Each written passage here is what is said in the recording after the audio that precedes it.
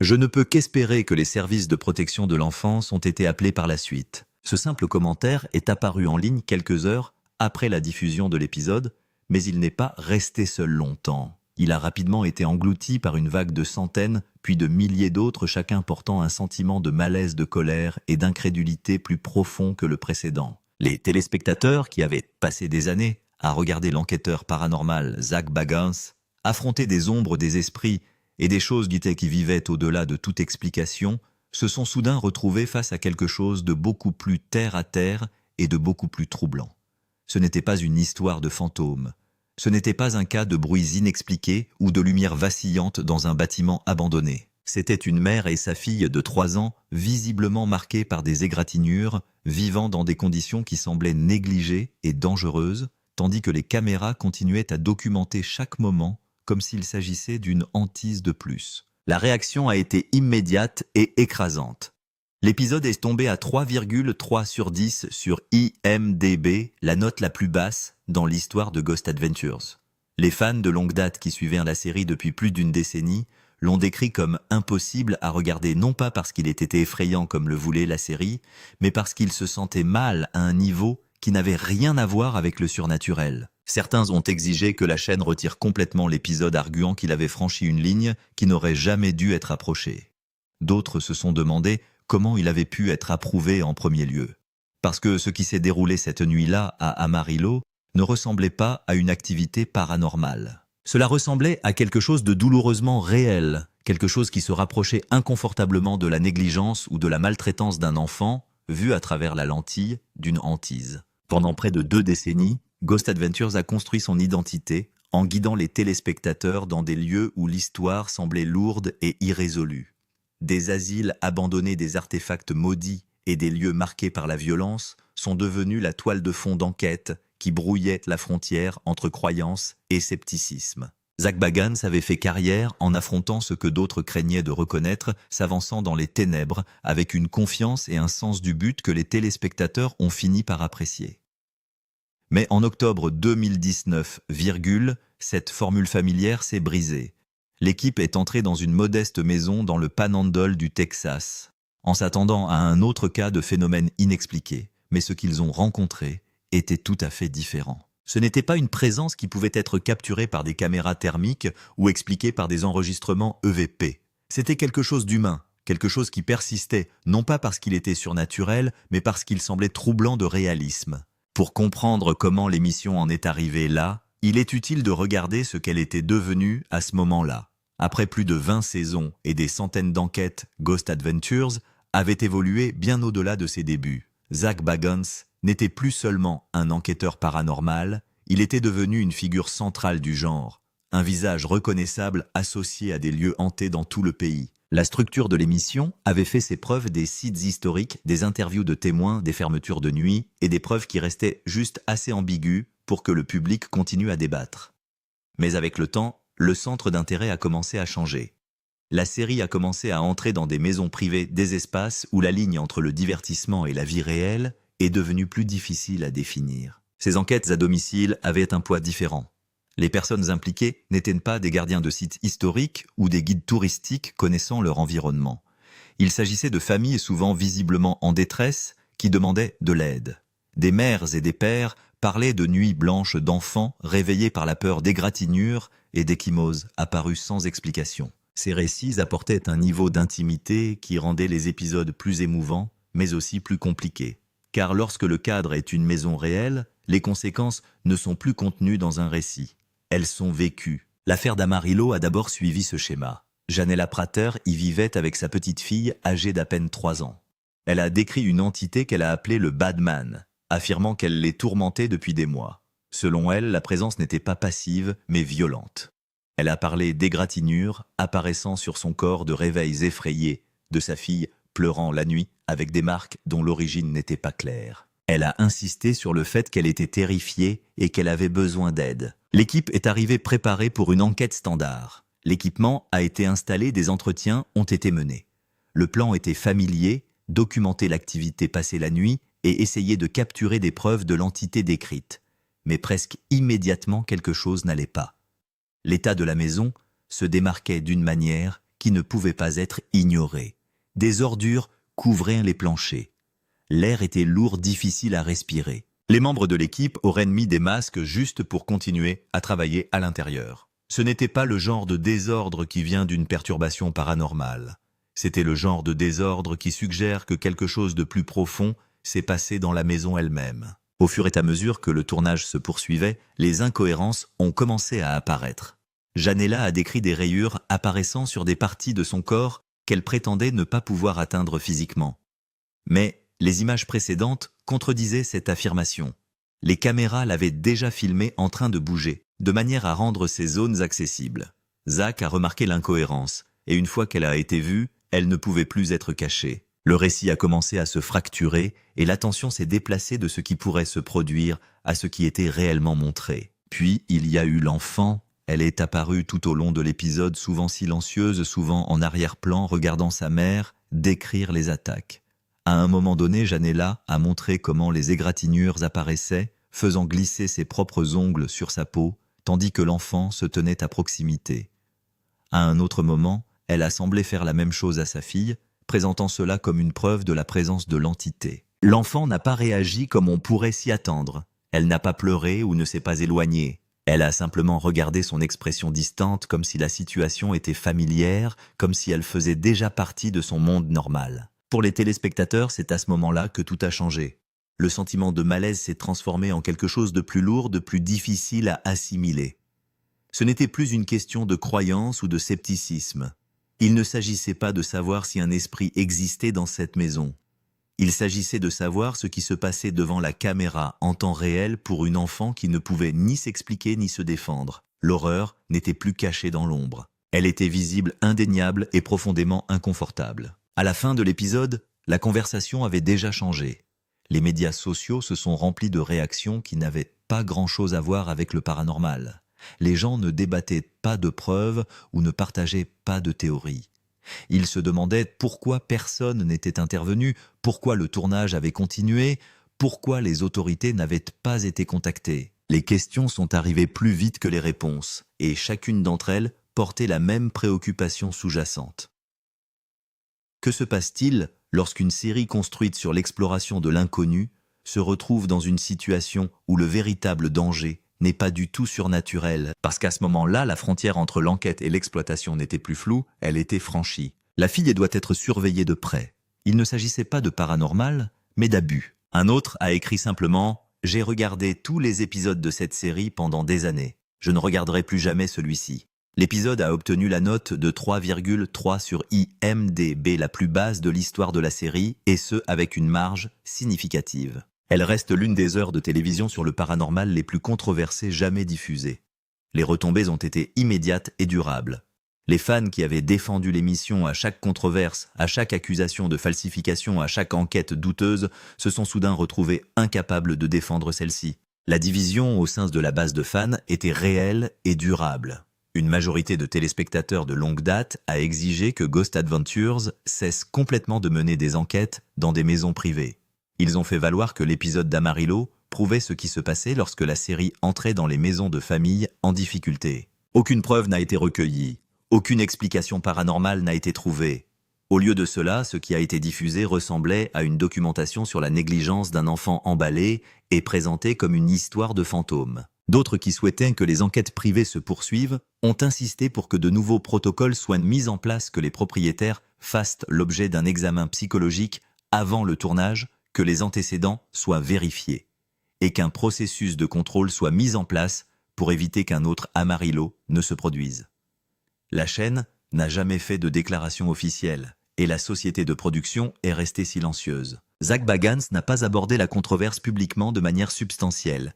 L'épisode est resté disponible en streaming bien qu'il ait rarement été rediffusé.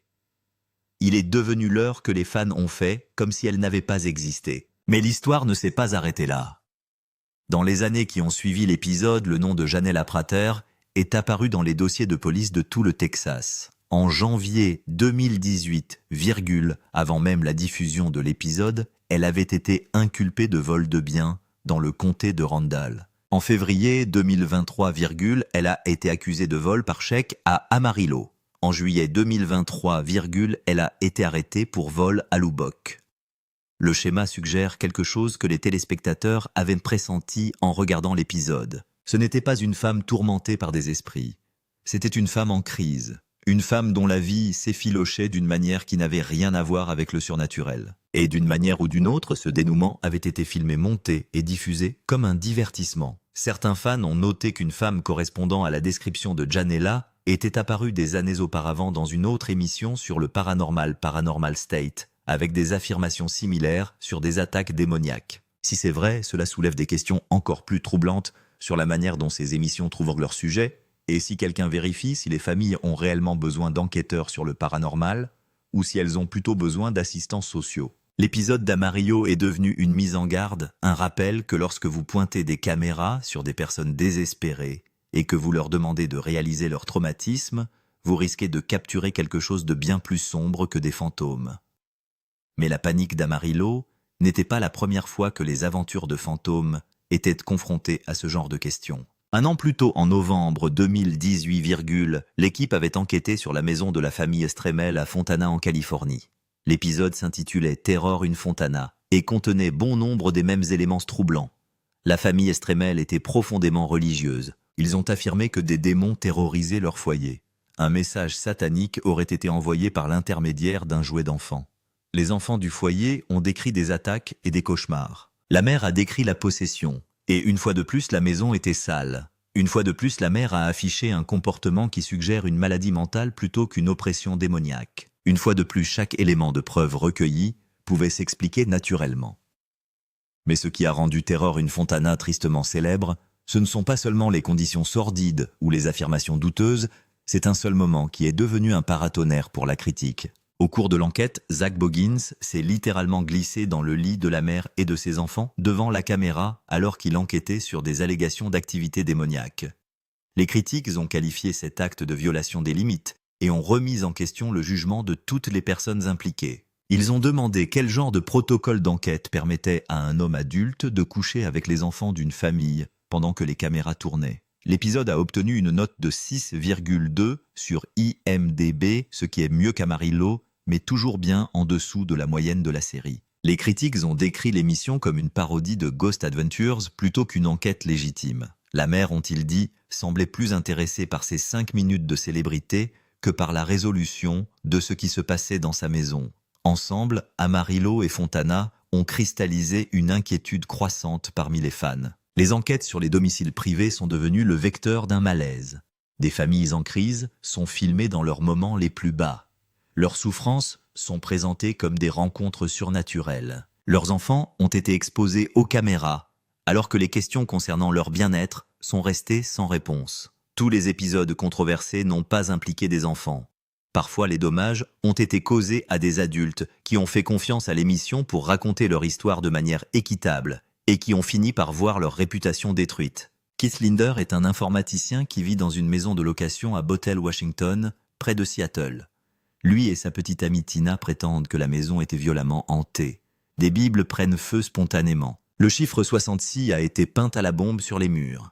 Des jeans ont été mystérieusement agrafés aux cloisons sèches. Les meubles se sont déplacés tout seuls. Ils avaient des photographies, des enregistrements et des années d'incidents documentés qu'ils ne pouvaient expliquer. Dans 2015, Ghost Adventures est venu enquêter. L'épisode s'intitulait Demons in Seattle et Keith pensait qu'il allait enfin valider ce que lui et Tina avaient vécu. Il pensait que l'équipe allait capturer des preuves qui prouveraient qu'ils n'étaient pas fous, que quelque chose de vraiment inexplicable se passait dans leur maison.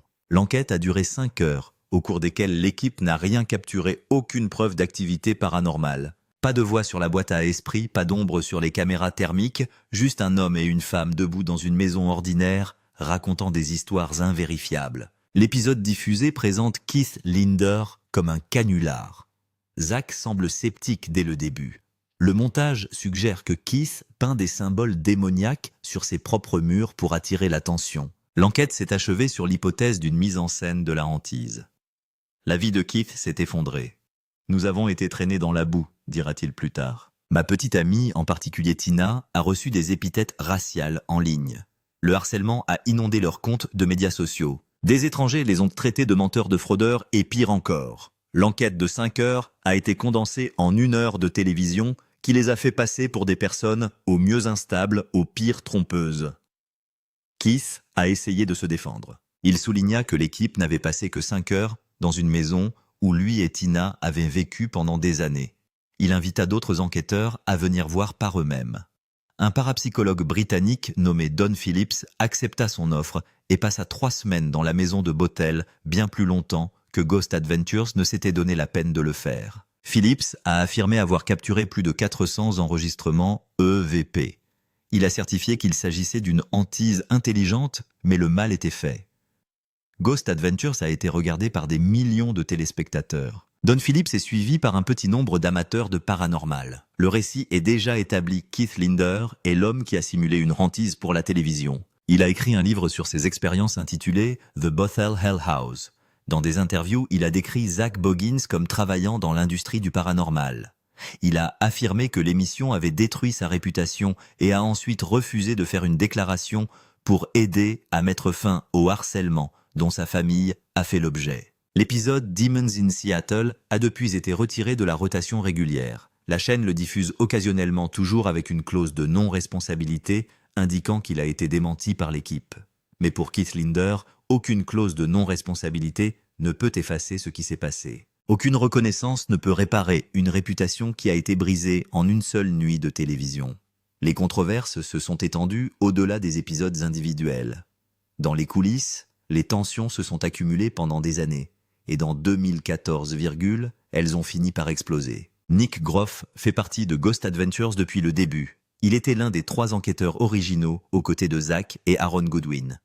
Pendant 10 saisons, il a fait partie intégrante de l'émission co-dirigeant des enquêtes et contribuant à façonner le format qui a fait de Ghost Adventures un phénomène. Puis après la saison 10, il est parti.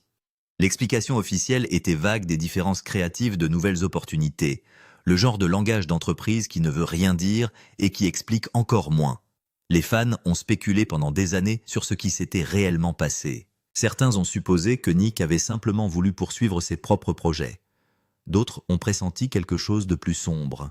Dans 2023, Nick Groff a rompu son silence. C'était un environnement de travail extrêmement hostile, a-t-il déclaré dans une déclaration vidéo qui s'est rapidement répandue dans la communauté paranormale. À mon avis, on m'a empêché de travailler sur la chaîne et de poursuivre mes émissions, en particulier, à cause d'un animateur avec lequel je travaillais.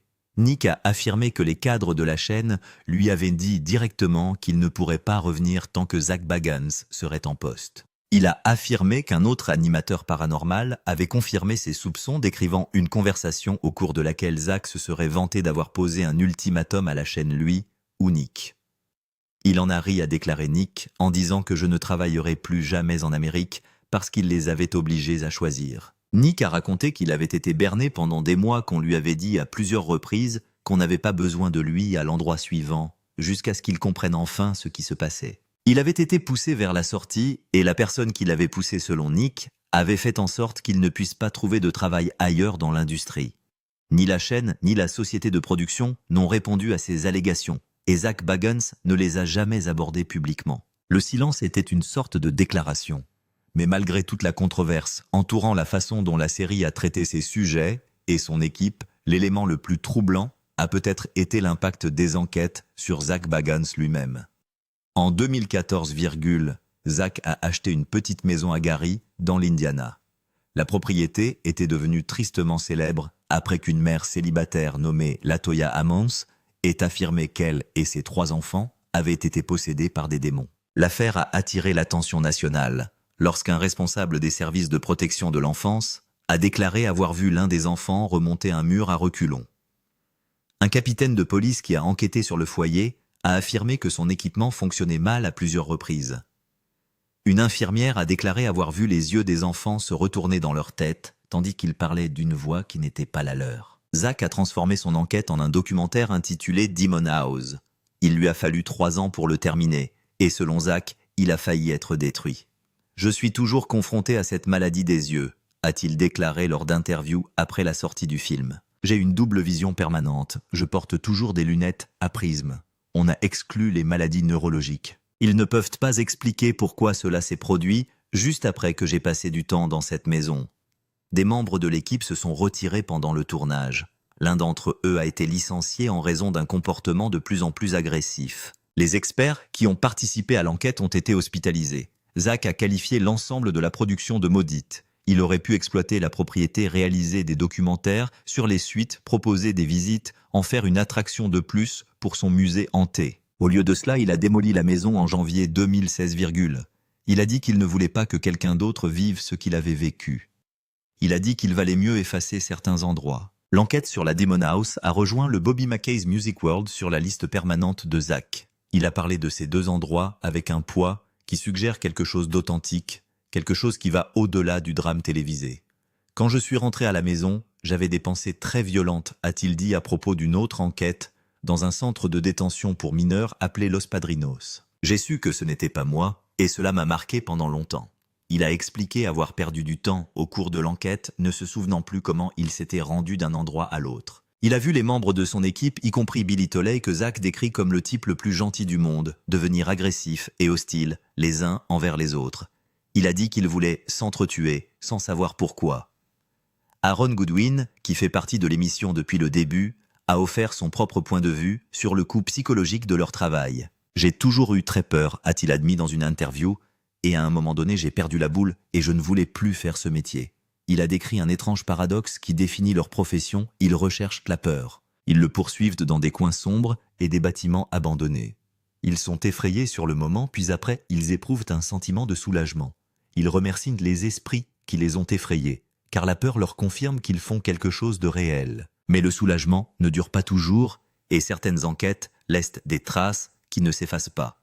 La question qui plane sur les aventures de fantômes après 28 saisons n'est pas de savoir si les fantômes sont réels, mais si le fait de les capturer sur une caméra justifie ce qui arrive aux personnes vivantes prises dans le cadre de l'enquête. La mère d'Amarillo avait besoin d'une aide qu'aucun enquêteur paranormal ne pouvait lui apporter. Sa fille avait besoin de protection, pas d'un passage à la télévision. Keith Linder avait besoin de quelqu'un qui écoute son histoire sans la rejeter immédiatement, ou à défaut, qui ait la décence de ne pas détruire sa réputation en partant. Les familles de Fontana de Gary et d'innombrables autres maisons privées avaient besoin de quelque chose que la série n'était pas en mesure de leur donner. Et c'est peut-être la vérité la plus dérangeante que ces épisodes controversés révèlent.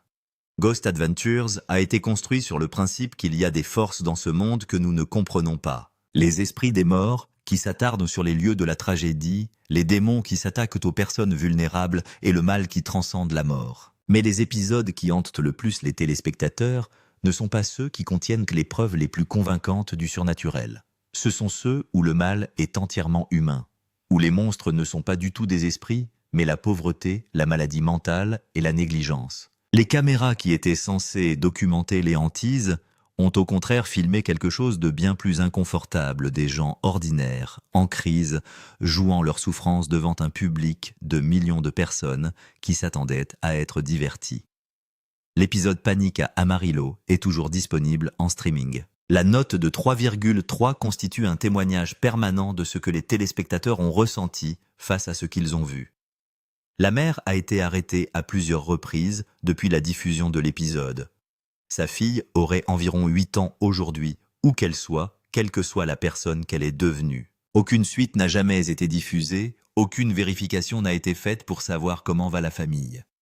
L'épisode existe en tant que moment figé, un instantané de quelque chose qui ressemblait beaucoup à un abus conservé à jamais dans le catalogue de Ghost Adventures. Et c'est peut-être cela la véritable horreur, pas les esprits qui peuvent ou non exister, pas les démons qui peuvent ou non être réels, mais le fait de savoir que quelque part les pires moments d'une petite fille ont été diffusés à des millions d'étrangers, et personne n'y a mis fin. Personne n'a même essayé. Le spectacle continue saison après saison. Enquête après enquête, Zach Boggins porte toujours ses lunettes à prisme. Aaron a toujours peur et continue à avancer. La formule fonctionne toujours. Les audiences sont toujours au rendez-vous, mais il y a des épisodes dont les fans de longue date ne parlent pas. Des enquêtes dont ils prétendent qu'elles n'ont jamais eu lieu. Des heures de télévision qui restent dans le catalogue comme des plaies ouvertes. Des rappels de l'époque où la recherche de fantômes a débouché sur quelque chose de pire à la place. Si vous avez regardé Ghost Adventures pendant des années, vous savez de quels épisodes il s'agit. Vous vous souvenez de la sensation dans votre estomac lorsque vous avez réalisé ce que vous étiez en train de voir. Vous vous souvenez du moment où vous avez cessé de chercher des preuves et où vous avez commencé à vous inquiéter des personnes sur votre écran. Ces épisodes ne prouvent pas que les fantômes sont réels, ni que les démons existent. Ils prouvent de quelque chose de bien plus troublant. Parfois les vrais monstres, c'est nous, et parfois c'est nous qui les mettons à la télévision. Si vous êtes arrivé jusqu'ici, j'aimerais savoir ce que vous en pensez. Avez-vous vu les épisodes dont nous avons parlé aujourd'hui? Pensez-vous que Ghost Adventures a dépassé les bornes, ou s'agit-il simplement de la nature de la télé-réalité? Faites-nous part de vos réflexions dans les commentaires ci-dessous. Et si c'est la première fois que vous venez ici, pensez à vous abonner. Nous allons au fond des choses sur des histoires comme celle-ci chaque semaine. Ceux qui vous empêchent de dormir en vous demandant ce qui s'est réellement passé. Je vous donne rendez-vous dans le prochain.